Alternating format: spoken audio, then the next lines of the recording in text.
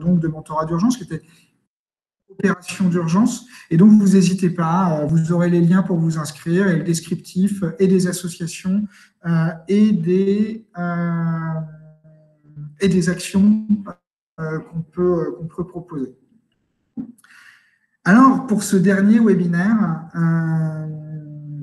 on a le plaisir d'accueillir Marianne Figarol, que je laisserai se présenter après, de présenter aussi son collectif, parce qu'on s'est dit justement pour ce dernier webinaire, on serait bien de parler, finalement, de faire le point et de vous permettre un peu avec les jeunes que vous accompagnez, de faire le point sur cette expérience du confinement et du déconfinement. Finalement, c'est une année qui, pour nous toutes et tous, a été quand même assez perturbée. Je crois que c'est le moins qu'on puisse dire.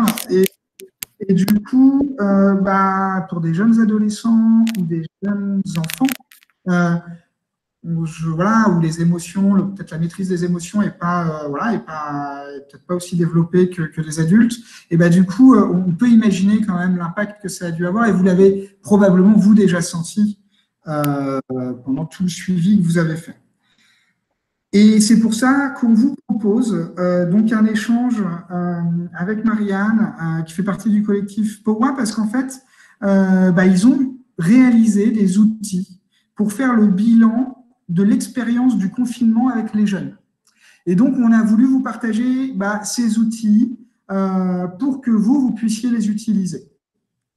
Donc, évidemment, alors au départ, j'avais dit en direct, mais du coup, comme on commence à être un peu nombreux, on va voir. Vous n'hésitez pas. On va faire ça dans le cadre d'un échange. On a préparé un échange avec Marianne, mais du coup, vous n'hésitez pas, vous, à réagir sur le chat, à poser des questions. Moi, j'essaierai d'en faire la synthèse pour justement pouvoir les transmettre à Marianne. Donc voilà, vous n'hésitez pas à intervenir, faire vos remarques aussi.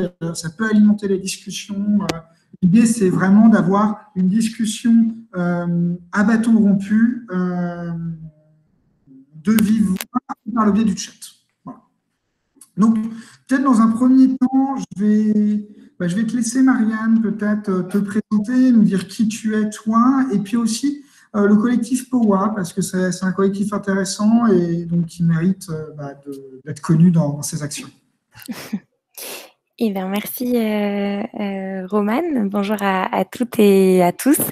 N'hésitez pas, hein, si vous avez besoin de m'interrompre ou de poser des questions, comme disait Romane, on est nombreux mais pas trop, donc n'hésitez pas à les poser en direct. Et du coup, moi je suis Marianne, donc j'ai fondé l'association POWA il y a un peu plus d'1 an et demi maintenant.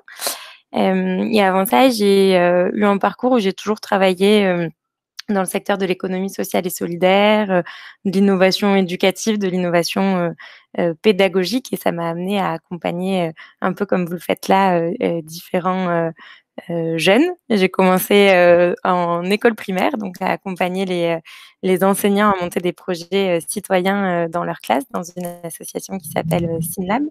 Et puis j'ai créé ma propre association qui s'appelait ma première association qui s'appelait So Many Ways et qui accompagnait plutôt des jeunes, on va dire des jeunes adultes, quoi, des 20-30, dans leur transition professionnelle, dans leur questionnement professionnel. On a accompagné un peu plus de 3000 jeunes en 3 ans, essentiellement en Île-de-France, en formant notamment des jeunes passés par nos ateliers à les animer à leur tour. Et ça nous a permis de développer tout un tas de pédagogies un peu actives pour permettre aux jeunes de mieux se connaître, gagner en confiance en soi et puis comprendre un peu les nouvelles réalités du monde professionnel et arriver à trouver une place et à gagner en autonomie pour construire des parcours un peu moins linéaires et un peu plus mouvants. À la fin de ces 3 années, moi, je me suis dit, c'est chouette, on arrive à accompagner énormément de jeunes, mais de fait, on n'accompagne que les plus autonomes. Beaucoup de jeunes déjà diplômés, avec un peu d'expérience professionnelle, ceux qui s'autorisent du coup à venir se poser des questions, mais on n'arrive pas à donner ces clés d'autonomie, ces clés d'action aux jeunes qui sont soit plus jeunes, soit plus éloignés de l'emploi. Du coup, j'ai quitté le projet pour lancer cette nouvelle association, POWA, qui est un collectif, puisqu'on est une 50aine de personnes qui réunit des gens comme moi qui ont accompagné des jeunes dans différents contextes éducatifs, orientation, insertion, et qui ont décidé de, au lieu d'accompagner les jeunes, d'accompagner tous les adultes qui accompagnent les jeunes. Donc, on intervient de moins en moins auprès des jeunes et de plus en plus auprès des enseignants, des conseillers d'orientation, des conseillers d'insertion, des RH, des recruteurs, peut-être demain des parents. On commence à travailler avec des youtubeurs pour se dire comment on peut ensemble faire communauté pour re-questionner la manière dont on accompagne les jeunes, actualiser un petit peu les messages qu'on leur passe sur le monde professionnel et surtout prendre en compte les nouveaux comportements et rapports au travail qui sont en train d'émerger et qui bouleversent un petit peu tous nos rapports intergénérationnels. Voilà un petit peu pour Powa. Et ben, j'ai mis le lien d'ailleurs pour ceux que ça intéresse d'aller regarder dans le chat. Comme ça, vous pouvez aller regarder le site internet et avoir plus de détails. Et du coup, c'est vrai que dans le cadre de ce collectif, Marianne, vous avez pas mal travaillé pendant le confinement, vous avez fait pas mal de choses. Ouais. Et vous avez notamment, peut-être nous dire un peu ce que vous avez fait et du coup, comment vous arrivez aussi à la réalisation d'un kit qu'on va vous présenter et puis vous transmettre avec une idée d'activité pour les élèves, justement en lien sur cette expérience confinement, déconfinement. Et peut-être oui, nous dire un peu ce que vous avez fait, puis après, du coup, comment vous en arrivez à faire ce kit, et puis comment vous avez fait, quoi, du coup, ce kit. Ouais. Alors, nous, comme beaucoup d'associations et d'entreprises, on a été un peu obligés d'adapter nos activités puisqu'on fait beaucoup d'ateliers, de formations, beaucoup de co-construction, d'échanges de pratiques. Donc, on est quand même beaucoup en présentiel et sur le terrain d'habitude. Là, on s'est retrouvés, comme tout le monde, coincés chez nous et on s'est posé la question de comment on pouvait continuer à être utile à la fois aux adultes qui accompagnent les jeunes, mais face à l'ampleur des besoins pendant le confinement, on a repris un peu notre casquette d'accompagnant pour aussi pouvoir contribuer et aider, accompagner des jeunes qui étaient un peu chamboulés par tout ça. Donc, on a passé énormément de temps au téléphone à écouter, en fait, tout simplement, que ce soit les jeunes ou les adultes qui avaient besoin de parler de comment ils étaient impactés dans leur projet et dans leur travail par le confinement. Et on avait un constat qui était que très vite, les gens se projetaient dans l'après. Enfin, tout le monde commençait à parler au milieu du confinement du monde d'après, à penser solutions, alors que nous, on était assez convaincus qu'il y avait d'abord un temps de bilan à faire pour bien poser les problèmes, que ce soit à une échelle individuelle, de se dire tiens, vraiment, qu'est-ce que c'est venu toucher chez moi, qu'est-ce que je suis en train de vivre, qu'est-ce que ça me dit, ou à une échelle plus collective, de dire forcément, c'est un repositionnement complet de nos manières de vivre, de travailler, voilà, comment on peut poser le problème, entre guillemets, de la bonne manière.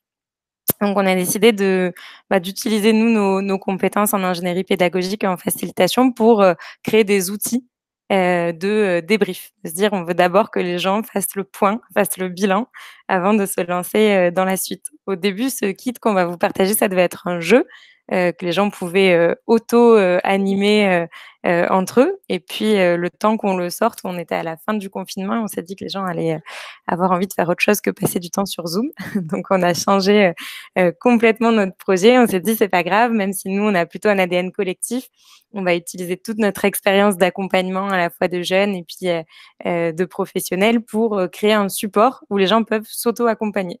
Donc, est venue l'idée de cette espèce un peu de carnet de bord, journal de bord, journal de vacances, en se disant, on va mettre toutes nos méthodes à plat en donnant directement les consignes aux gens pour qu'ils remplissent. Et du coup, on va rendre, nous, on a une logique où on open source énormément toutes les pédagogies qu'on crée. Donc, on va rendre accessible ça aux personnes pour qu'elles puissent faire en autonomie un bilan sur leur confinement, ce que c'est venu toucher chez elles, donc comment elles se sentent, ce qu'elles ont appris, et puis comment c'est venu bousculer, questionner ou revalider leur rapport au travail et leur projet professionnel. Donc, on a sorti un premier kit qui s'appelait Déconfiner et après, qui s'adressait plutôt aux personnes qui sont déjà dans le monde du travail ou qui vont y arriver incessamment sous peu, donc en fin d'études, qu'elles soient courtes ou longues, mais en tout cas des personnes qui ont un projet pro clair. et on l'a mis sur les réseaux. Et il s'avère qu'on avait a priori touché un vrai besoin puisque le kit a été téléchargé 2000 fois en 48 heures. On s'est dit, oulala, ça nous dépasse. Et puis, on a eu surtout plein de retours d'accompagnants, que ce soit en maison de quartier, dans des centres sociaux, mais aussi côté éducation nationale, avec qui on travaille peu, puisqu'on est quand même, nous, plutôt de base sur la problématique insertion. Et du coup, on a décidé d'adapter le kit et d'en faire une deuxième version. On a travaillé pour ça avec l'Équipé. Je ne sais pas s'ils sont d'ailleurs dans le collectif mentorat, mais ils font aussi du mentorat c'est une toute jeune association, ils ont 2 ans. Ils font aussi du mentorat pour les premières et les terminales. Et du coup, on a adapté avec des enseignants qui ont créé cette association, le kit, pour non pas parler du rapport au travail, mais parler du rapport à l'école et aider les jeunes qui ont été loin des classes pendant longtemps à faire le bilan de où ils en étaient et surtout pouvoir raccrocher les wagons pour l'année prochaine. Les profs nous disaient c'est génial parce qu'on ne sait pas du tout où en sont nos élèves, nos étudiants. On a besoin de faire le point avec eux et puis surtout de réenclencher une dynamique positive pour l'année prochaine. Donc c'est le kit dont on va discuter aujourd'hui qui est vraiment la plus dédiée aux, on va dire, fin de collège et lycée et qui est en train d'être adaptée par une autre association puisque c'est de l'open source pour les primaires. Ouais, on a appris ça il y a 3 jours, ils nous ont dit on va faire la version primaire. Donc normalement, on devrait. Et nous, on est en train de faire la version étudiant, donc on pourra d'ici quelques semaines couvrir de primaire à professionnel avec 4 kits tous les besoins de bilan et de reprojection dans un quotidien adapté.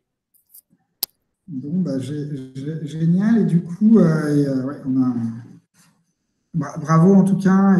Et du coup, on en avait parlé, c'est quoi les premiers éléments là, des enjeux, notamment pour les élèves tu vois, quand je t'avais dit, il y a beaucoup d'élèves de collège et de primaire qui sont accompagnés. Et du coup, c'est quoi les enjeux que tu as pu voir? N'hésitez pas dans le chat ou même à demander la parole si vous avez aussi des choses à compléter parmi l'assistance, parce que du coup, ça peut aussi peut-être enrichir ce que dira Marianne. Mais du coup, toi, voilà, un peu avec les échanges que tu as pu avoir, qu'est-ce que tu as pu voir? Voilà, c'est quoi les enjeux du confinement et du déconfinement pour des élèves qui ne vont pas à l'école pendant 3 mois? Et puis, voilà, avec tous les enjeux scolaires et puis même peut-être autres, socio-psychologiques, etc. On a beaucoup parlé des risques psychosociaux pendant cette crise. Donc, nous, on le voit, en fait, il y a un besoin chez les jeunes de parler, en fait, tout simplement, mais en fait, de pouvoir trouver des espaces où où ils peuvent verbaliser tout ce qu'ils ont vécu, puisque déjà, en tant qu'adulte, on ne le fait pas toujours. Mais en fait, les jeunes, dès qu'on leur pose la question, le font assez facilement. Mais si on leur pose pas la question, on voit qu'ils vont pas verbaliser ce qu'ils ont vécu et ce qui s'est passé. Donc, il y a un vrai enjeu de créer des espaces de discussion, pour identifier les situations qui ont été vraiment difficiles. On travaille beaucoup avec des travailleurs sociaux, des centres sociaux, donc il y a quand même dans certains territoires, dans certains quartiers, eu des problèmes très très lourds. Donc il y a un point de prévention et de surtout pas rater d'éventuels traumatismes qui auraient pu se mettre en place, mais même pour ceux qui n'ont pas vécu de situation extrême ou vraiment problématique, en fait, on voit qu'il y a un niveau d'anxiété et de stress qui est énormément monté. Il y a un pédopsychiatre qui donnait des chiffres à la fin du confinement et qui disait qu'il y a un tiers des enfants qui présentent des symptômes dépressifs à la sortie du confinement en France et 50% des adolescents qui avouent être très anxieux quand on leur pose la question. Donc, on voit qu'il y a quand même si en surface, il n'y a pas eu des changements de comportement hyper significatifs, des fois, en fait, en sous-jacent, il y a vraiment énormément d'angoisse qui s'est passé. Ça, c'est lié à plusieurs choses. C'est lié à un quotidien bouleversé, donc on peut avoir des pertes de repères, mais aussi au fait qu'on a été plongé dans une période d'incertitude hyper forte et que du coup, pour les jeunes, c'est très important de pouvoir se projeter et d'avoir un horizon, même court, mais d'avoir un peu de visibilité sur ce qui va se passer, notamment pour ceux qui sont les plus fragiles dans leur construction personnelle. Donc, il y a vraiment ce premier besoin qui est de pouvoir écouter et verbaliser. Enfin, on parle souvent d'alphabétisation émotionnelle, mais c'est vraiment ça, hein, ça paraît basique, mais de pouvoir écouter comment les jeunes se sont sentis et d'être proactifs dans la manière de leur poser la question. Et super intéressante, ce pédopsychiatre dont je parle, qui s'appelle Delorme, il disait que souvent la posture des adultes autour, c'est de faire comme si tout allait bien, de se montrer fort. Et en fait, il dit c'est contre-productif parce qu'on continue à, à entretenir l'incertitude en fait en faisant ça. Donc, il vaut mieux dire moi aussi je suis stressée, je ne sais pas ce qui va se passer, que de dire mais si tout ira bien, je ne sais pas comment ça va se passer, mais tout ira bien. Donc en fait, c'est hyper intéressant de se dire bah voilà, ça permet de poser un cadre où on est tous dans le même bateau, mais il y a un enjeu à redonner un horizon, à resécuriser le futur des jeunes. Et sur le deuxième besoin qu'on a identifié, sur lequel nous on travaille beaucoup, c'est la connaissance de soi. Donc c'est d'être capable pour les jeunes de venir dire qu'est-ce qui se joue chez eux, quoi. Donc aussi bien en termes de comment ça peut faire évoluer mes projets et mes envies, mais aussi de prendre conscience de ce que j'ai appris sur moi, de ce que j'ai appris à faire, de ce que j'ai réussi à faire, des besoins dont j'ai pris conscience. Donc, il y a vraiment un travail de connaissance de soi qui a été paradoxalement facilité par le confinement, là où on ne prend jamais le temps d'habitude. Là, il y a eu tellement un phénomène global qu'il y a des discussions qui ont pu s'ouvrir. Vous l'avez sûrement vécu dans vos binômes qui permettent d'aller un peu s'autoriser à se poser des questions là où les jeunes le font peu ou pas d'habitude. Alors, attendez, je vais juste migrer parce que ça y est, on va être à l'heure de midi, donc il y a une petite salle qui s'est libérée. Oui, on est dans un lieu très, très collectif. Pendant que tu te déplaces, j'en profite pour lire le texte de Cyril qui dit à la réponse à la question « Es-tu contente de passer en troisième ?» La jeune que j'accompagne m'a répondu « Non, avec le coronavirus, j'ai peur que mon collège soit fermé, je ne sais pas si je pourrais y aller. » J'ai trouvé dommage qu'elle ne puisse pas célébrer sa réussite et ça confirme, ça fait partie des anxiétés, j'imagine, clairement des élèves dont tu parlais. À la fois la maladie, mais à la fois, c'est quoi l'année prochaine?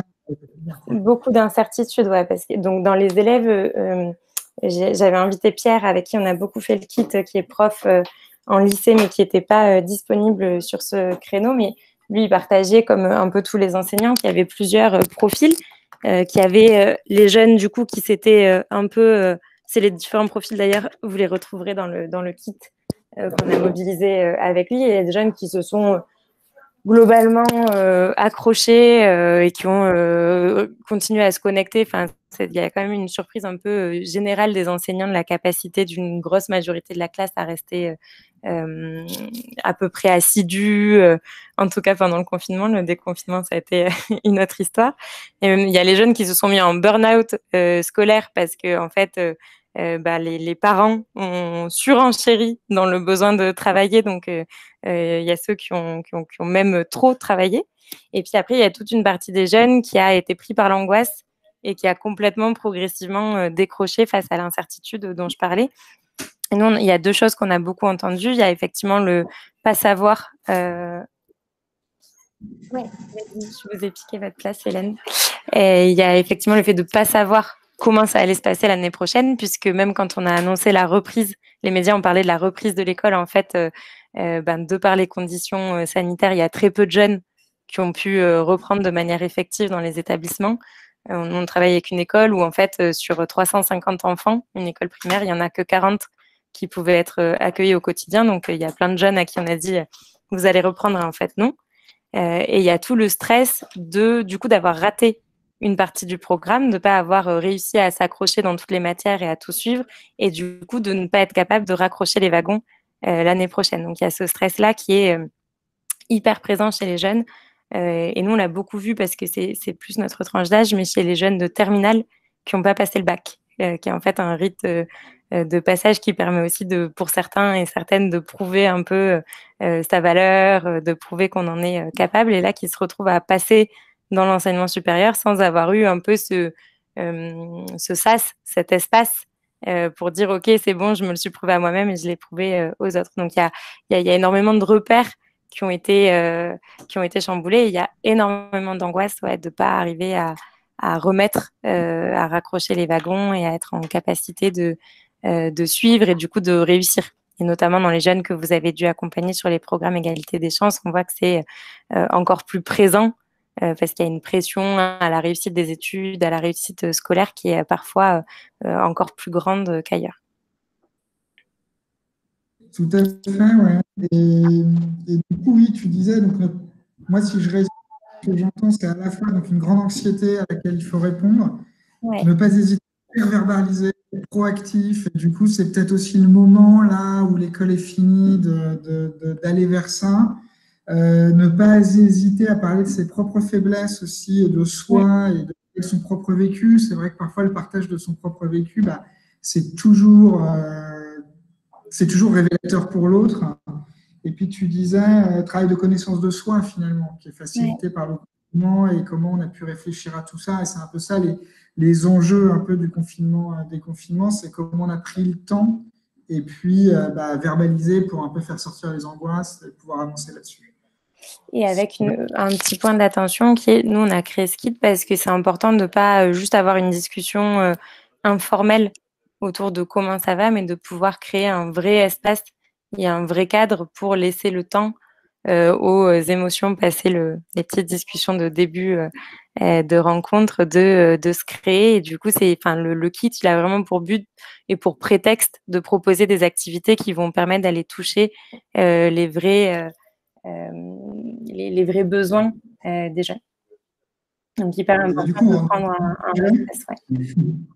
Du coup, on dans le vif du sujet. Est-ce que tu peux justement, alors parce que effectivement, alors merci Marianne, tu as partagé le. Et maintenant, je te laisse peut-être commencer à nous présenter un peu différentes activités, comment tu. Voilà. Je te laisse un peu présenter le kit et présenter les activités. Et puis, voilà. Je te laisse. Super. Et sur ce kit, du coup, c'est un bilan un peu en 3 étapes. Donc, ce kit, il s'adresse aussi bien aux adultes. On a fait un peu du 2 en 1 puisque pour avoir pas mal discuté avec les enseignants, c'est des âges où les jeunes très peu de jeunes, on va dire, vont se mettre tout seuls devant un kit pour débriefer leur confinement. Donc, il va souvent y avoir, que ce soit un enseignant, un mentor ou un parent, quelqu'un qui amène le kit aux jeunes pour qu'ils puissent le faire. Donc, il y a à la fois dedans des conseils pour les adultes et à la fois des activités que les jeunes peuvent remplir clé en main devant leur feuille. Donc, c'est un bilan en 3 étapes, ce kit. Il y a d'abord, du coup, des petites activités. Est-ce que tu veux que je fasse un partage d'écran? Comme ça, tu me dis quelle page je vais. Ouais. Alors, du coup, là, je suis en page 5, par exemple. Ouais, et du coup, attends, je fais un partage d'écran, comme ça on peut montrer un peu en même temps. Vas-y. En plus, on va le dérouler chronologiquement, c'est le plus simple. Alors, attends, il faut juste que je fasse le partage. Ça y est. Normalement, est-ce que je me trompe? Non, c'est bon, on le voit. Voilà. Donc, du coup, là, tu peux descendre. Donc là, il y a le mode d'emploi pour les adultes, ensuite le mode d'emploi pour les jeunes. Hop, tu peux descendre. Et on arrive du coup après sur la première partie qui est, on a essayé que ce kit puisse être utilisé maintenant et à la rentrée.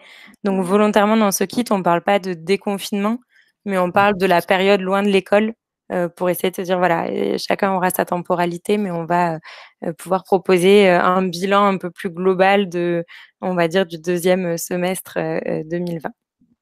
Donc, la première partie du bilan, c'est de revenir sur ce qui s'est passé. Et là, on a des petites activités qui permettent de questionner des aspects très concrets.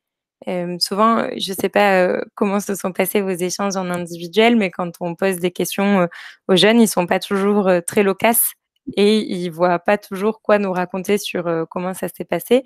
Donc, on a identifié, nous, plusieurs points qui pouvaient être questionnés par le confinement et par cette période loin de l'école, sur laquelle on demande aux jeunes de se positionner sur un curseur. Donc, vous pourrez regarder, on a formulé les questions de manière un peu sympa et accessible, mais on a toute la première partie du kit a vraiment vocation à permettre aux jeunes de relire de rebalayer, donc d'avoir une action réflexive sur son confinement et sur toutes les dimensions qui pourraient avoir été touchées.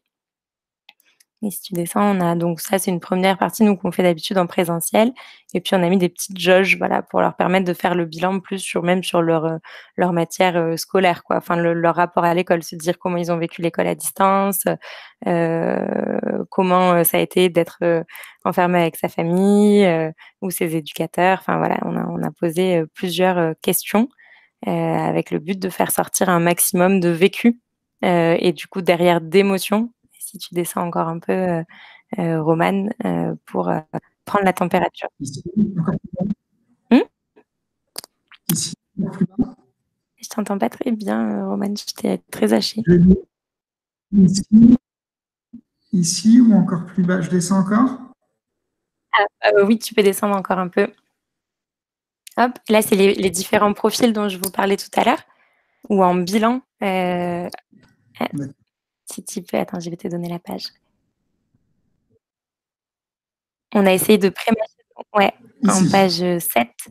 Non, juste un peu avant, en page 7, on a essayé d'identifier les scénarios récurrents dont je vous parlais tout à l'heure, entre les jeunes pour qui ça s'est bien passé, moins bien passé, pour, faciliter. On n'aime pas trop mettre les jeunes dans les cases, mais on s'est dit: «Tiens, là, on va mettre des petits personnages clés pour qu'ils puissent s'identifier et se dire: "Tiens, ben, moi, si j'ai du mal à dire comment ça s'est passé, voilà, ça, c'est les cas que les profs, et nous-mêmes, on a observé sur le terrain, dans quel mode, je me sens". Donc ça, cette activité, elle a pas mal marché pour, les jeunes qui avaient vraiment du mal à verbaliser, plus on va vers des jeunes, jeunes, plus c'est difficile d'avoir cette prise de hauteur et cette réflexivité. Donc on a essayé de leur mettre des petits repères pour qu'ils se disent: «Bon, bah, voilà, moi, comment je l'ai vécu». Et effectivement, on atterrit cette partie sur ce que tu montrais avec les petits émoticônes sur, un peu de comment je me sens, qui est une question toujours, très taboue, dans l'éducation française. Sur la deuxième partie, donc c'est toujours en fait, on a repris des choses assez, classiques, hein, dans le feedback. C'est d'abord je vais, rebalayer les faits et ensuite je vais essayer d'aller sortir les apprentissages. Donc si tu continues à descendre, on a ensuite des petites activités qui permettent de réfléchir: «Qu'est-ce que j'ai appris, sur moi? Qu'est-ce que j'ai appris à faire? Qu'est-ce que j'ai développé?» Enfin voilà, de quoi je suis fière, enfin voilà, de leur permettre de passer en mode analytique. Une fois qu'on a sorti les faits, on va essayer d'analyser, ce que ça veut dire, pour moi. Donc là, on a des petites activités qui sont assez autoportantes. Le principe du kit, c'est que vous pouvez l'utiliser en petits bouts. Vous n'êtes pas obligé de suivre, toutes les activités. Il fonctionne, très bien en petits morceaux. Vous pouvez piocher selon les besoins que vous avez, vous, identifiés chez les jeunes que vous accompagnez. Et très importante, du coup, comme on disait tout à l'heure, il y a une partie libérer la parole, ensuite réflexivité, connaissance de soi, valorisation. On l'a pris, quand même essentiellement en positif. Là, on voit le super pouvoir, que j'ai développé. Donc, connaissance de soi, confiance en soi et du coup, la dernière partie, c'est la projection. C'est de se dire: «Ben, du coup, maintenant, que j'ai appris tout ça, comment on réouvre des perspectives et comment je me projette dans la prochaine année scolaire?»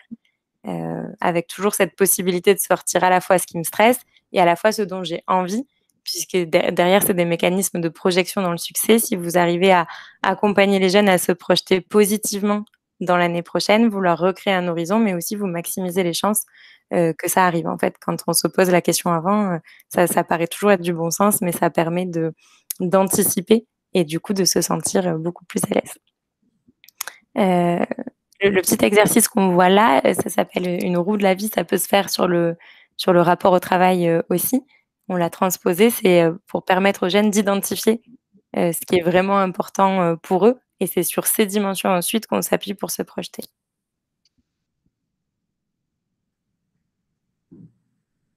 Hop et si tu descends un peu la dernière activité, c'est ma story, 2020-2021.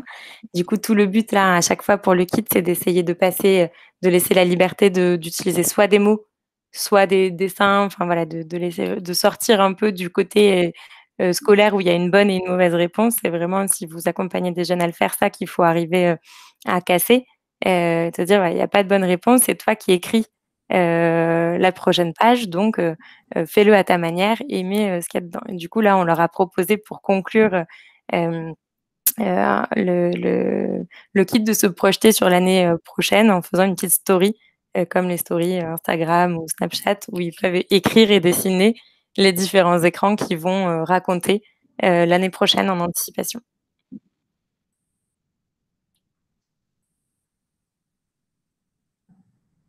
Et le but de tout ça, c'est de, du coup, faire sortir de la matière pour ensuite vous pouvoir en discuter avec eux, évidemment. Vous, du coup, j'imagine que vous l'avez déjà. En plus, il y a tout un tas de aussi de ressources intéressantes, à mon avis, Ouais. effectivement, à la fin quand même. Euh, Si jamais, voilà, parce que évidemment, il y a aussi d'autres enjeux, donc c'est toujours bien de pouvoir se renseigner. Du coup, vous l'avez déjà utilisé, ce qui, j'imagine, Ouais. On l'a utilisé de plusieurs c'est manières, quoi ouais. Ouais, tu Alors, peux ce nous en kit, on dire l'a un utilisé peu, ouais, nous dire. Ce kit, il a été utilisé du coup de plusieurs manières. Il a été utilisé dans du suivi individuel comme vous faites. Donc soit à chaque fois, soit le mentor et le mentoré ou l'accompagnant et l'accompagné l'ont rempli chacun de leur côté, puis ils en ont discuté. Des fois, les jeunes l'ont rempli tout seuls et ils en ont discuté et des fois, ils l'ont carrément, fait, ensemble. On voit pour les jeunes, des fois, pour qui, c'est difficile, ça peut être super motivant de se dire: «Bah, tiens, aujourd'hui, on fait ensemble l'activité 1 et on en parle, après». Il a été utilisé aussi du coup, en classe, où, les jeunes l'ont fait, sur une première heure, puis ils en ont discuté tous ensemble, sur une deuxième heure. Et il a été utilisé, on est en train de le transformer en fait en atelier, collectif, mais ça vous concerne moins directement pour les jeunes qui ont vraiment du mal à passer par l'écrit et que ça replonge dans des logiques, très scolaires et du coup très stressantes, pour eux. On est en train de le passer en atelier, entièrement oral. Et les retours qu'on a, effectivement, c'est que D'accord.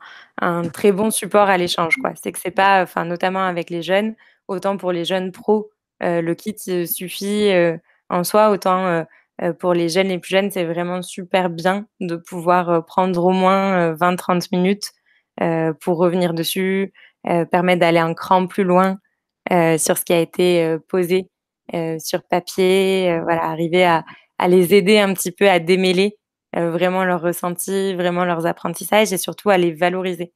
En fait, ce kit, c'est vraiment une super base pour, appuyer et insister sur le fait que oui, ils ont continué à apprendre, oui, ils ont réussi à faire des choses, oui, ils ont passé ce confinement et on a tous, vu que c'était pas facile donc c'est vraiment un super support, pour travailler sur la confiance en soi et de se dire voilà, on célèbre aussi, tout ce qui a été fait parce qu'ils ont l'impression qu'ils ont rien fait, pour, beaucoup pendant, plusieurs semaines et qu'il y a vraiment besoin de remettre cette couche, de confiance et de valorisation, surtout avec les jeunes, auprès desquels, vous êtes intervenus, sur ces dernières semaines. Oui, tout à fait. Et puis c'est vrai que l'idée quand même que bah oui, le confinement c'était une épreuve, mais donc comme toute épreuve, bah, on en ressort aussi, enfin on peut en sortir grandi. C'est vrai que c'est un bon moyen pour ce kit d'insister là-dessus aussi, les apprentissages finalement de cette période. Et effectivement, donc oui, d'où l'importance, on voit bien l'importance du bilan quand même, effectivement, Mmh. avant de se projeter dans d'autres situations. Et du coup, effectivement, ouais, soit le faire ensemble, soit le faire chacun de son côté et en faire un enjeu de partage. Effectivement, c'est quand même Mmh. des bonnes idées. C'est aussi un bon moyen de se mettre soi-même en jeu dans l'accompagnement. Dans l'accompagnement. Je vais arrêter le partage d'écran pour pouvoir voir s'il y a des Ouais. questions sur le chat. Sinon, Et surtout si vous le faites faire, peut-être un point d'attention, c'est que le but, c'est que les jeunes ne se sentent pas évalués. Heu, donc le fait de le faire soi-même, c'est une manière de casser ce rapport un peu, d'évaluation, de se dire: «Voilà, on va en parler ensemble», comme je disais tout à l'heure, moi aussi ça m'a posé des questions, moi aussi je fais mon bilan. Ça permet vraiment de casser même, dans l'inconscient des jeunes, hein. On peut arriver avec, la meilleure, posture du monde, les jeunes sont quand même très imprégnés d'une culture, de l'évaluation un peu, toxique en France, donc c'est hyper important d'essayer d'arriver à casser ce rapport qu'ils ont à l'évaluation, voilà, au fait de répondre toujours ce qu'ils pensent que les adultes attendent d'eux pour arriver à aller toucher vraiment ce que eux ressentent et ce que eux pensent. Et du coup, bon, l'accompagnement à distance, mais j'ai l'impression que là, il n'y a pas vraiment d'enjeu particulier par rapport à ça. Ou est-ce que tu vois une différence entre quand on le fait à distance ou en présentiel? Pas forcément, j'imagine, Non, pour le coup, on l'a pensé vraiment sur le double dans les deux. support, quoi. Soit les jeunes le remplissent, et l'impriment ou nous, ce qu'on a beaucoup incité, c'est de, en fait, le mettre à l'écran, prendre des feuilles blanches et puis, voilà, numéroter, et répondre sur des feuilles blanches, pour chaque, étape pour ceux qui peuvent pas, imprimer. Soit, c'est les profs en général, ou les accompagnants qui ont, imprimé tout ou partie du kit ou qui ont reproduit, sur des grands supports, pour que les jeunes aient des repères. Voilà, enfin, honnêtement, pour nous, ça change, pas grand-chose et on a eu les mêmes retours en individuel et en collectif. Donc il est assez Et du coup, adaptable. il y a probablement des jeunes qui ne peuvent pas imprimer. Du coup, Ouais, c'est quoi ta recommandation? On ne peut pas imprimer qu'on est à distance. C'est-à-dire que ouais. Du c'est quoi ta recommandation? du coup, là, c'est de mettre l'activité à l'écran et de prendre des feuilles D'accord. blanches et en fait de leur dire: «Bah, voilà, là, on va cette case reproduit». Par exemple, il y a des activités où il y a 3 colonnes, bah, refais les 3 colonnes, hem, écris les titres en haut et puis remplis les 3 colonnes. En fait, nous, il faut savoir qu'en atelier présentiel, on ne distribue jamais de support. On fait toujours ça, on fait, nous, un espèce de modèle. Par exemple, vous avez vu la roue de la vie tout à l'heure qui est ce cercle à partager en 8. On va jamais distribuer un cercle déjà partagé en 8, on va demander aux jeunes de refaire le cercle, de le partager à leur manière, de choisir leur couleur. Enfin, donc nous, on a vraiment cette habitude-là de pas imprimer, et ça se fait, très bien. Enfin, il n'y a pas eu de frustration ou de soucis pour les gens qui n'ont pas imprimé et qui l'ont fait, un peu, en DIY quoi, sur des feuilles blanches et même au contraire, ce qui est, toujours, fascinant, c'est de voir la personnalité, s'exprimer énormément, quand les personnes se réapproprient et font leur propre support. On n'a pas tous la même manière de prendre la feuille, de la diviser, de faire en gros, en petit, en coloré, en simple. Donc c'est hyper intéressant de voir, le côté, à la main, que ça rend. Ouais, et puis du coup, ça permet une réappropriation du coup de l'outil par la personne. Donc c'est quand même c'est super intéressant. Il y a une question hein, Ouais. de Joël. Si j'ai bien compris, ce qui va être adapté pour les jeunes qui n'ont pas toujours le recul, est-ce qu'effectivement, alors il y a un kit qui va sortir là bientôt pour les écoles primaires Ouais. et que donc qui sera disponible aussi du collectif POA, j'imagine, pour ceux qui veulent un Oui. peu se renseigner. Ouais, bah, en tout cas, on le relaiera, c'est sûr. Donc en fait, ce kit, celui que vous voyez là, il est déjà adapté aux 15, 18 ans, on va dire.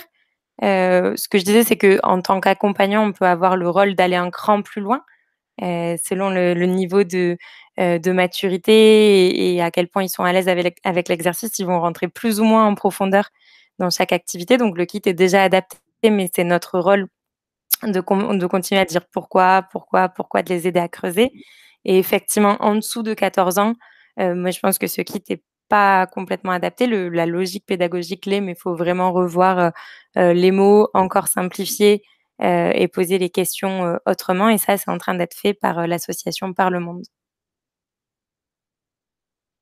D'accord. Et du coup, pour ceux qui voudraient quand même, parce qu'il y en a pas mal qui sont accompagnés par qui accompagnent des collégiens, pour ceux qui voudraient quand même utiliser, tu préconiserais quoi? Qui se réapproprient Ouais. finalement les activités du kit, mais qui mettent un peu les mots. Est-ce que, par exemple, les smileys, les roues, toutes ces formes-là peuvent quand même être réappropriées si les mentors adaptent un peu eux-mêmes?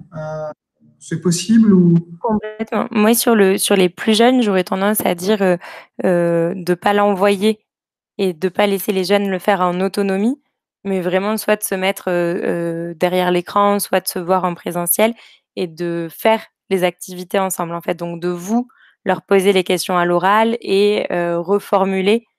quand vous voyez que ça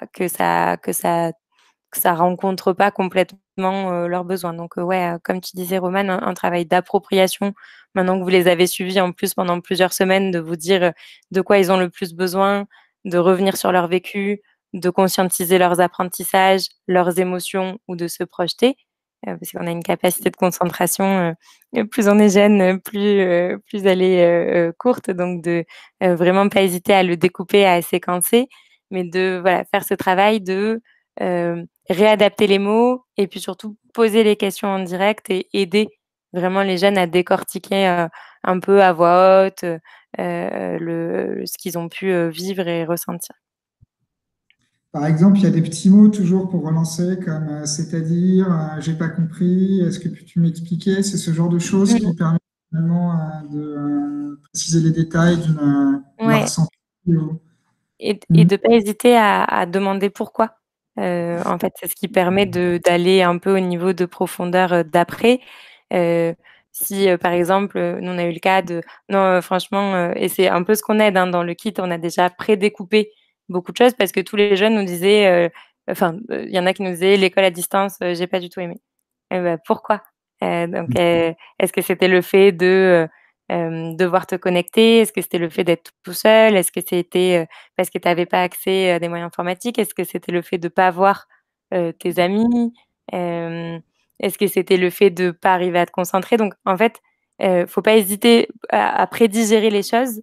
Hem Faut pas supposer, donc dans la manière de poser la question, faut pas dire: «Ah, c'est parce que tu voyais pas tes amis», mais c'est de dire: «Ah bah, il peut y avoir plein de choses derrière ta réponse, qu'est-ce que c'était?» Et là, de mettre les propositions en ouvert, quoi. Est-ce que c'était ça? Est-ce que c'était ça? Et d'essayer de les balayer toutes, pour, ouvrir un peu le champ de conscience des jeunes qui souvent, cristallisent sur un seul point, de douleur, soit parce qu'ils l'ont entendu et répété, soit parce qu'ils sont bloqués sur ça. Donc le but, c'est d'essayer de réouvrir, le champ, des possibles pour les jeunes et du coup de balayer de manière la plus exhaustive possible toutes les choses, qu'ils auraient pu ressentir pour leur demander de se positionner.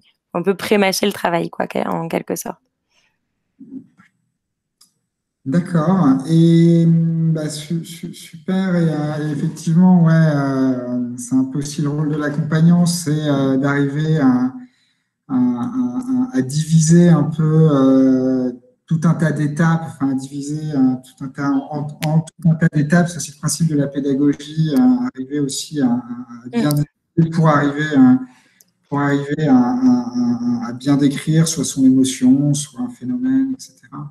Et, et donc, c'est vrai que accompagner pour bien analyser, pour bien voilà, séparer un peu les différents éléments, c'est très, c'est très, très, très important. Et du coup, est-ce que, bah, tu l'as déjà un peu évoqué, mais peut-être pour ouvrir, est-ce que, il y a peut-être des précautions quand même particulières à avoir, d'après toi, quand on parle du confinement, c'est quand même une période un peu délicate quand même. Et du coup, ouais, c'est quoi les précautions, les choses auxquelles il faut quand même faire un peu attention peut-être? Ouais. Nous, enfin, ce qu'on dit toujours, c'est qu'on s'improvise pas, psychologue. En fait, nous, on prend des rôles de facilitateurs. Donc on est là pour faire émerger, le plus possible les réponses qui sont en chacun. Mais on est convaincu que chacun va jusqu'où il peut et jusqu'où il veut. Donc on n'insiste jamais, lourdement. Enfin, en fait, si la réponse ne sort pas maintenant, c'est OK. Il y a pas de il y a pas d'enjeu à remplir les choses de manière, exhaustive. Ça va, cheminer. Donc vraiment de se dire: «Nous, on est là que pour faciliter cet échange-là et du coup, on est là que pour relire les expériences. Donc on n'est pas là pour comprendre pourquoi ils se sont sentis comme ça, mais on est là juste pour leur permettre de mettre des mots, de bien poser le problème, et du coup de conscientiser qu'ils se sont sentis, comme ça. Hem On va pas, par exemple, si je prends un exemple concret, moi, un jeune qui me dit, «C'était dur», bon, bah, le «c'était dur», je vais essayer d'aller le décortiquer. Donc pourquoi c'était dur? Je me suis pas sentie, par exemple, écoutée. Bon, selon l'ambiance qu'il y a avec le jeune, je vais pouvoir lui dire: «Ah bon? Pourquoi tu t'es pas sentie écoutée?» Soit ça vient, soit ça vient pas.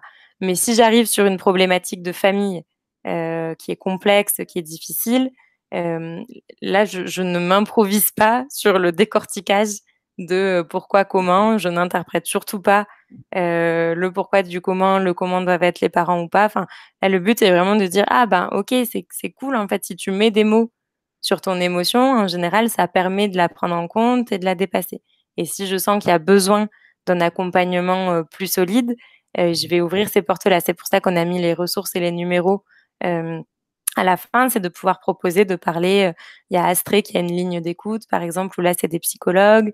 Voilà, c'est de pouvoir, dire: «Bah, si tu sens que tu as besoin, tu sais que c'est possible». En fait, il y a des choses qui existent, mais de surtout pas, prendre ce rôle et cette charge qui est très complexe. Donc notre but à nous, en tant que, adultes, conscients, formés, mais pas, professionnels, ni de la psychologie, ni du travail social, c'est vraiment d'identifier les situations, de les faire remonter, de permettre aux jeunes de les conscientiser, qui est, vraiment 80 du travail, d'acceptation souvent, hein, et de pouvoir, orienter, accompagner vers des professionnels si on sent que c'est nécessaire et si on sent qu'il y a une situation, d'urgence ou profonde, Donc de danger.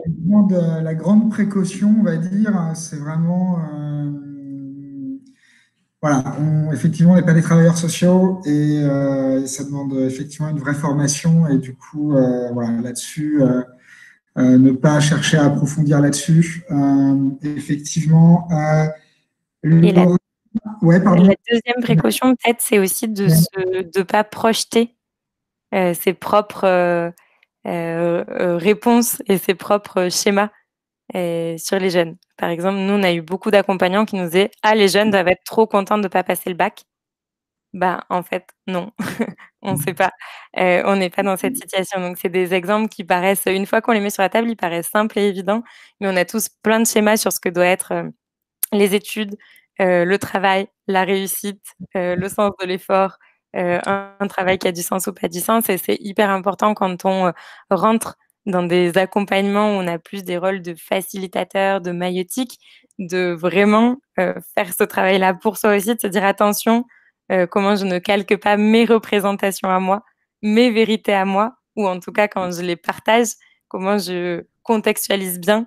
Moi, je suis toujours très prudente à dire, bah, dans mon vécu, dans mon expérience, dans ce que moi je comprends du monde du travail, et pas le monde du travail, c'est comme ça, les études, c'est comme ça qu'il faut faire. Enfin, c'est d'essayer vraiment au maximum de pas, amener des vérités, parce que c'est des vraies éponges, en fait, à cet âge-là, et qu'en plus on peut rentrer en contradiction avec, les autres représentations qui leur sont partagées dans, leur famille, l'enseignement, enfin donc vraiment, je pense que notre rôle, ça peut être d'amener du liant entre les contradictions auxquelles ils sont déjà exposés, mais d'essayer de pas rajouter une couche, d'injonction, à leur réflexion. Je dirais que c'est les 2 précautions, qui pour moi sont vraiment clés. Effectivement, oui, ne pas se projeter soi-même, c'est, je crois, tout accompagnant, ne pas se on pense être aussi, parce que c'est aussi cette prise de distance. Et du coup, il y a Laura qui pose deux questions. Avez-vous eu des retours d'enseignants sur le kit? Et la deuxième question, Ouais. en plus, c'est plus général, enfin, c'est incluez-vous les parents dans la démarche ou pas? Et moi, j'irais même plus loin, c'est si on, voilà, enfin, comment les inclure d'une certaine façon, parce que les élèves, quand même, qui sont accompagnés en collège et en primaire, bah, du coup, les parents sont quand même un peu présents, enfin, voilà, en lycée, moins. Mais voilà, un peu ces deux questions. Peut-être la première, déjà, hein, les retours d'enseignants sur le kit. Je crois qu'en plus, vous l'avez fait, tu l'as fait avec des enseignants. Ouais, on l'a fait avec des enseignants, de l'association L'Équipé. Mhm.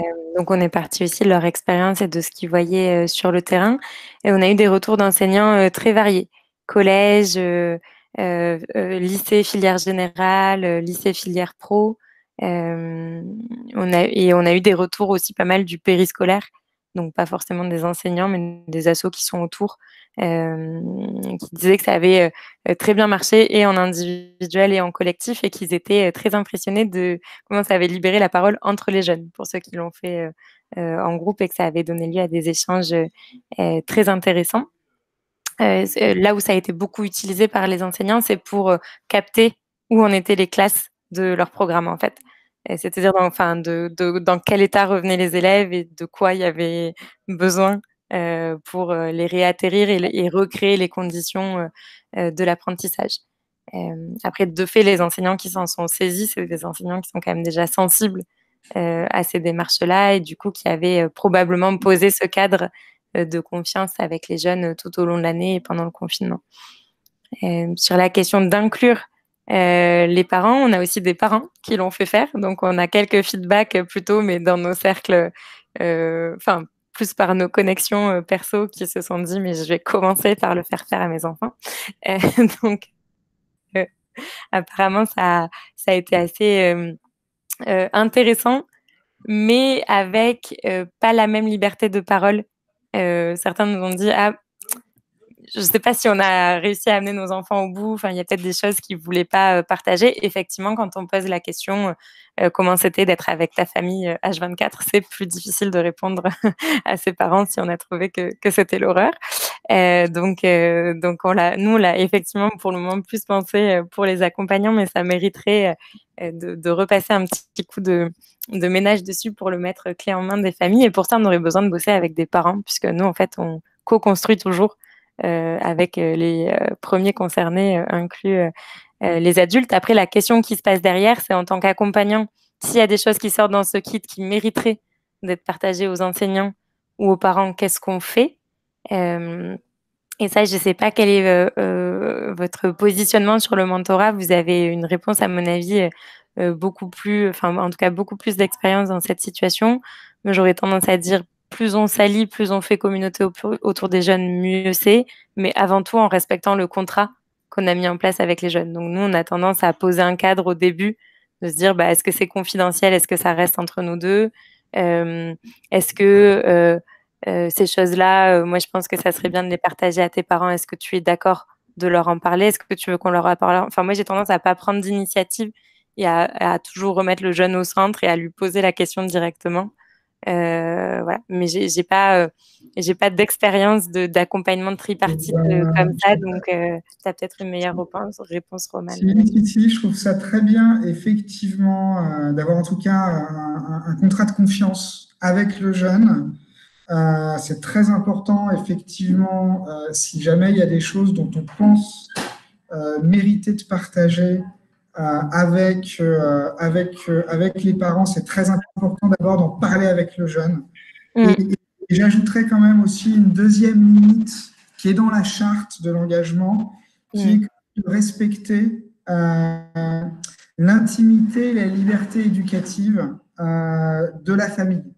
Il y a aussi cette autre limite à poser et vraiment, c'est pas facile en plus, on est à distance, mais ça revient aussi à cette histoire de projection, ne pas se projeter, etc. Il y a donc d'un côté, effectivement, maintenir un lien de confiance avec le jeune qu'on accompagne en étant très clair. Si jamais on se dit, oui, là, je reconnais que je n'ai pas d'exemple en tête, mais sur des enjeux particuliers, là, écoute, ça vaudrait le coup qu'on en parle à tes parents, qu'est-ce que tu en penses? Enfin, moi, voilà. Sans insister forcément, mais quitte à lui dire pourquoi, d'après vous, ça vaudrait le coup. Et de l'autre côté, aussi quand même, ne pas projeter ses valeurs, etc. Et vraiment avoir quand même, on respecte l'intimité et la liberté éducative de la famille, parce que ça, c'est quand même très important. Et les parents ont leur rôle de parents, évidemment. C'est un peu ça, moi, si je devais poser ces deux cas, ce double cas, on va dire. Et nous, ce qu'on dit en général, et on le dit aussi aux profs, c'est pas de réaction à chaud. Et c'est ce que disent beaucoup les travailleurs sociaux, en fait, quand on a toujours un sentiment d'urgence plus quand on est en face de cas difficiles, notamment de suspicion de violence ou ce genre de choses. Pour moi, le bon réflexe, c'est de raccrocher, respirer et appeler un tiers de l'association référente en général pour pouvoir décortiquer ce qui est de l'ordre de son ressenti, de son interprétation ou d'un potentiel réel danger. Moi, j'ai eu le cas en tant qu'accompagnante de personnes qui ont déclenché, je pense à 2 cas, une personne qui a déclenché sa bipolarité pendant des ateliers des parcours d'accompagnement qu'on faisait. Donc, c'est devenu très complexe à gérer et on a fait appel, nous, à de la supervision de psychologues de notre réseau pour savoir qu'est-ce qui se jouait et quels étaient les bons réflexes. Et on a ouvert cette porte-là. Et après, sur des cas de violence, avant, enfin, en tout cas, voilà, avant de faire un signalement ou de vraiment tomber dans ces schémas-là, le bon réflexe, c'est d'en parler à un tiers compétent, donc souvent à son asso référente pour prendre une décision un peu plus calme. Merci Marianne. Et je dirais même l'initiative, c'est justement les structures référentes. Parce que Ouais. n'oubliez pas que vous avez été orienté vers les bénévoles, vers les élèves par des écoles primaires, des collèges, des programmes de réussite éducative qui, eux, justement, connaissent les familles, connaissent les élèves. Souvent, avant de les envoyer, ils ont quand même ils ont contacté les parents, ils ont contacté les élèves. Et donc, du coup, évidemment, voilà, s'il y a des choses comme ça qui peuvent arriver, surtout pas prendre d'initiative et surtout revenir vers la structure référente parce que elle sera beaucoup plus compétente, elle connaît les familles, c'est elle qui accompagne au quotidien. Donc c'est vraiment ne pas oublier de se retourner vers eux, de s'appuyer sur eux. Bon, les numéros aussi, hein, dans le kit, il y a des numéros dans le kit d'accompagnement que vous avez envoyé tout au début, il y a des numéros, mais en tout cas, voilà, effectivement, surtout ne pas prendre d'initiative, ne pas. Et puis voilà, toujours voilà, prendre beaucoup de distance et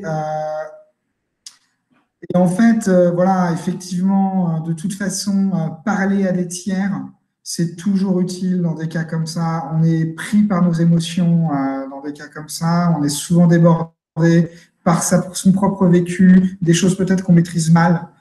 Et donc, du coup, revenir, rationaliser avec des tiers, pouvoir échanger, déjà, c'est la base. Et en plus, là, en l'occurrence, ceux qui sont vraiment les responsables et dont c'est le métier de suivre, effectivement, c'est les écoles, c'est les collèges, c'est les programmes de réussite éducative, c'est les associations d'accompagnement social.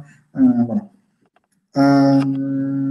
Laura demande si les numéros envoyés dans le kit sont encore valides. Bah, j'imagine que oui. Alors, l'Astrée l'était encore il y a 3 semaines. J'ai pas revérifié. Mais de manière générale, là, toutes les initiatives autour du Covid ont plutôt une échéance fin d'année. Il y a plusieurs réseaux là qui se sont montés.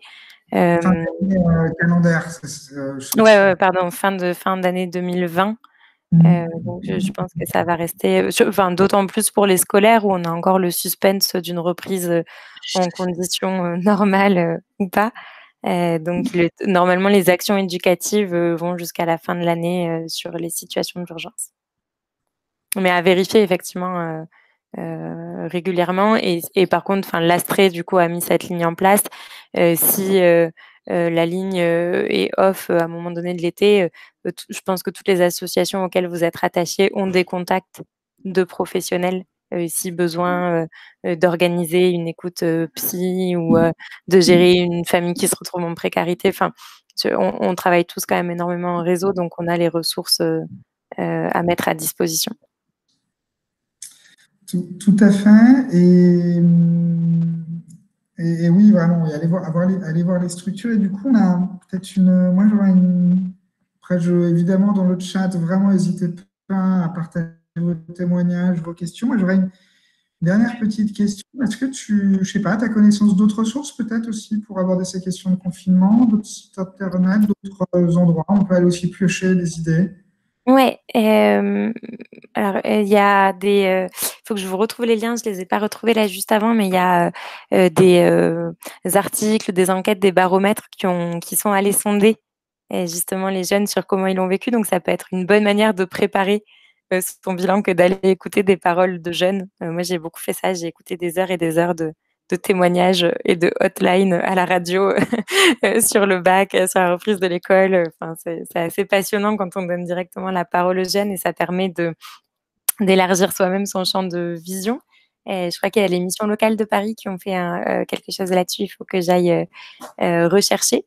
Et ensuite, en outils pédagogiques à proprement parler, je renverrai les liens à Romane. Il y a, notamment pour les primaires, il y a Covidel qui a fait des kits pour aider à l'alphabétisation émotionnelle et à la prévention des risques psychosociaux des jeunes.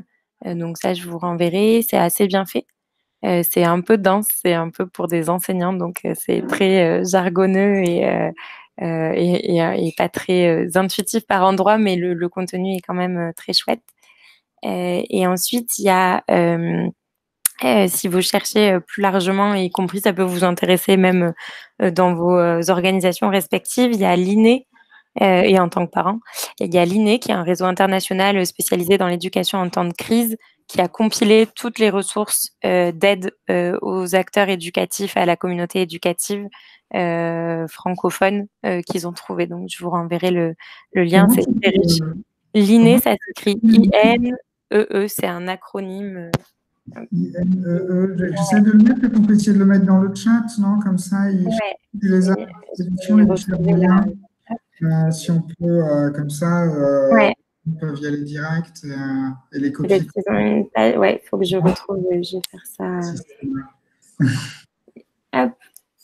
Ah, je l'ai dans mes mails, je vais vous retrouver ça.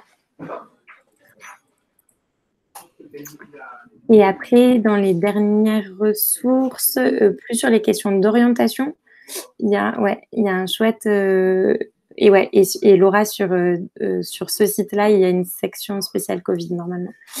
Il y a des chouettes parcours sur les questions d'orientation selon l'âge des jeunes que vous accompagnez, qui ont été digitalisés, du coup, qui avant étaient des ateliers en présentiel, mais je sais qu'il y a Azimuto qui a fait un parcours, il y a WePrep, qui est une chouette application qui permet aux jeunes de faire le point, donc il y a des ressources qui sont assez accessibles, sur lesquelles vous pouvez vous appuyer sur la même logique que ce kit, en fait, soit renvoyer les jeunes dessus et prédigérer un peu pour en amont ce qu'ils vont vivre en faisant ces exercices-là, en disant voilà, en donnant du sens, en tout cas, en n'anticipant pas la manière dont ils vont le vivre, mais en donnant du sens à pourquoi je te propose de faire cette activité-là. Et ou en débrief, du coup, une fois qu'ils l'ont fait de leur côté, d'essayer de remettre cette couche où on va chercher à peine plus loin pour les aider à creuser et à aller au fond de leur propre questionnement. Hop, et je vous mets les autres. Hop, alors WePrep, qui est une appli payante, mais on peut mettre en place un partenariat avec eux. Ça pourrait être assez pertinent d'ailleurs, je pense, Romane. En plus de tout ce que vous avez sur Inspire, c'est assez complémentaire. Nous, on a fait un partenariat avec eux. Ah oui, on regardera. Si jamais ça intéresse quelques personnes, elles sont en tout cas dans cette logique-là en ce moment de beaucoup open sourcer et rendre accessible. Donc, c'est possible de mettre ça en place facilement. Ouais, on va regarder ça. Hop, je mets le dernier.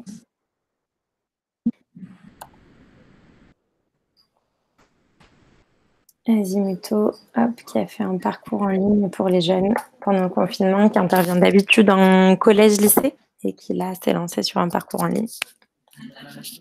Voilà pour les petites ressources. Et je vous mets la vidéo que je trouve très bien faite de ce pédopsychiatre dont je parlais, qui est très inspirante, je pense, pour tous les parents, oncles, tantes, grands frères. Voilà. Ça permet de se dire, OK, qu'est-ce qui s'est joué? Elle dure 10 minutes, c'est qu'est-ce qui s'est joué pour les enfants et les ados, et du coup, en 3 points, comment on peut, et ça fait pas mal écho au travail qu'on a fait, comment on peut raccrocher les enfants et les jeunes après cette expérience. Super. Moi aussi, je copie-colle tout, comme ça. On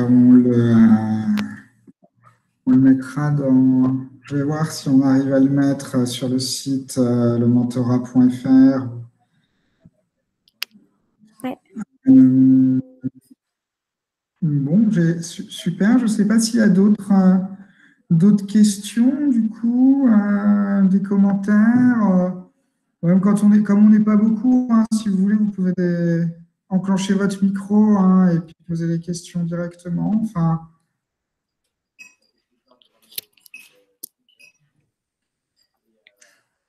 dans le programme, il nous reste un quart d'heure normalement. Après, on en a dit pas mal, hein, donc on peut aussi s'arrêter là. Oui, Cyril, peut-être?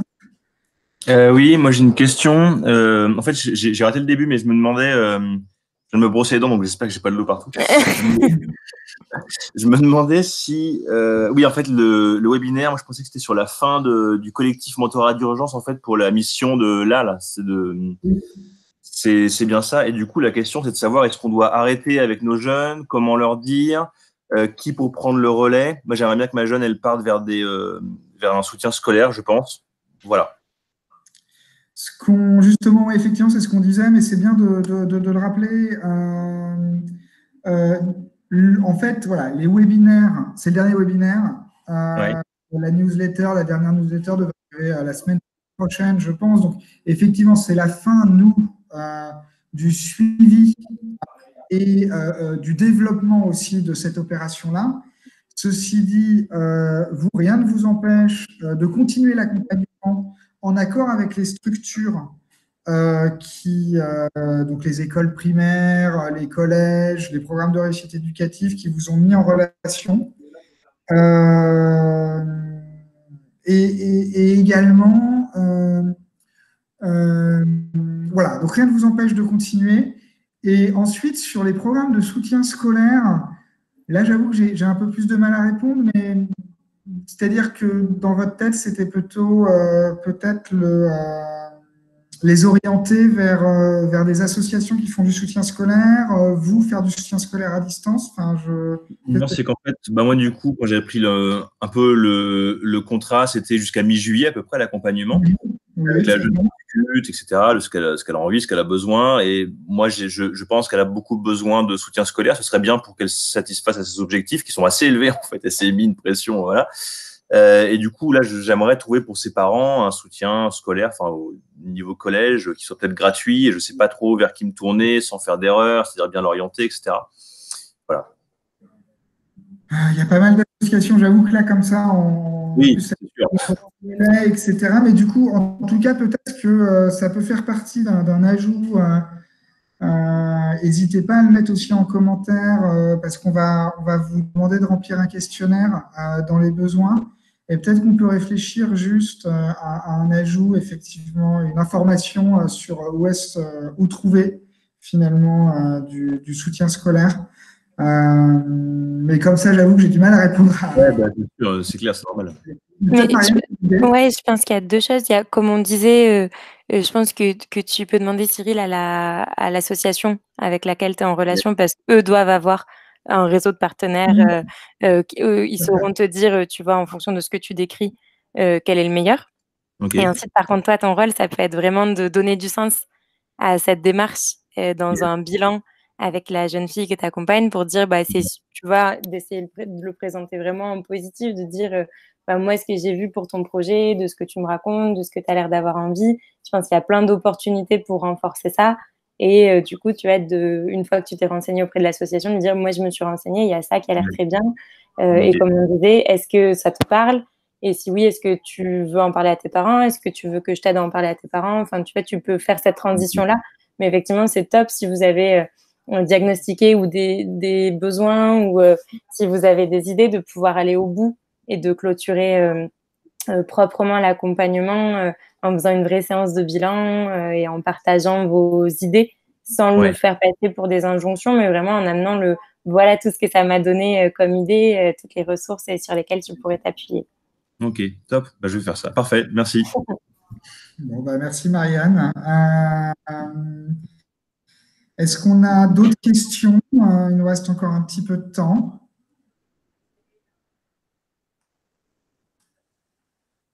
N'hésitez pas, attention, dans 10 secondes, je conclue du coup.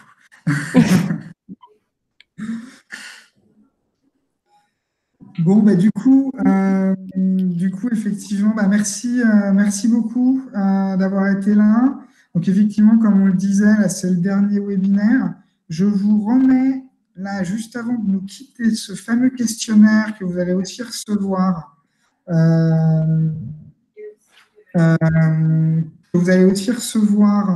dans le chat et que vous allez aussi recevoir par la newsletter pour justement que vous puissiez répondre. Donc, ça nous permet d'évaluer, ça nous permet vraiment de pouvoir améliorer. Enfin, voilà, c'est très important pour nous. JF, formation pour être habilité et choisir son usage. Et ben ça, je retiens pour moi, du coup, cette JF. Je ne connaissais pas pour l'orientation à l'adhésion scolaire, la fondation JF, parce que nous, c'est vrai qu'à article 1, et notamment moi, mon travail habituellement, c'est sur l'orientation, donc merci pour ça. Et puis, Joël, pour continuer l'année prochaine sur le mentorat, je souhaiterais connaître les structures concernées. Et bien, du coup, c'est exactement ce qu'on va envoyer, je pense, c'est la semaine prochaine. Normalement, vous allez recevoir la dernière newsletter et vous aurez un résumé de nos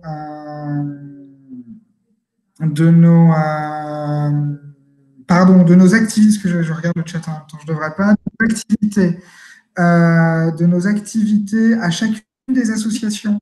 Qu'est-ce qu'on fait,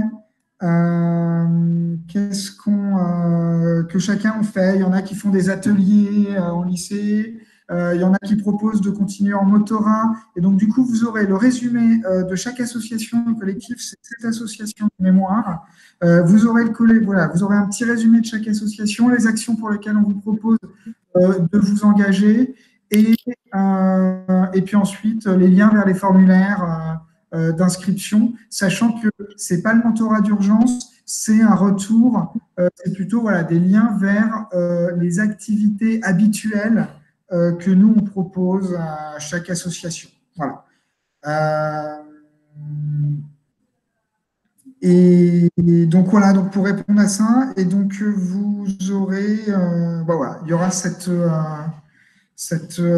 comme ça que ça se passera. Et donc, peut-être que voilà, donc vous n'hésitez pas à regarder dans les newsletters de la semaine prochaine. Ça qu'on vous proposera. Il faudrait. Merci beaucoup à tous et à toutes pour votre accueil. S'il y en a qui le testent dans leur mentorat ou qui expérimentent dans leur famille ou leur environnement, nous, on est toujours très preneurs des retours. On est dans des logiques d'amélioration continue, donc n'hésitez pas à me faire un petit mot sur les réseaux POWA ou sur LinkedIn, enfin sur ce que vous voulez, ou à faire passer par Romane, mais on est toujours super preneurs du terrain. Et j'y pense là en regardant les commentaires, s'il y en a qui ont envie de s'impliquer autrement, il y a une association éphémère qui a été montée qui s'appelle Faire École Ensemble, qui a vocation à réunir tous les acteurs de la société civile et les acteurs éducatifs privés et publics, qui a plein de ressources sur plein de sujets différents. Donc, ça peut être une manière de prolonger votre engagement en plus de ce que vous faites avec les associations de mentorat d'urgence. Voilà. Donc, super. Ça fait plein de liens. Écoutez, je vous remercie. Et puis, vous allez recevoir, n'hésitez pas à répondre au questionnaire. Et puis, voilà, mettez-vous aussi en lien avec vos structures pour voir un peu comment elles aussi, elles voient la suite. Et puis, je vous souhaite... Merci Marianne aussi, c'était vraiment... Et puis, des vrais bons conseils, très justes. Merci beaucoup. Merci à vous. Bon après-midi, merci beaucoup. Bon après-midi. Au revoir. Au revoir.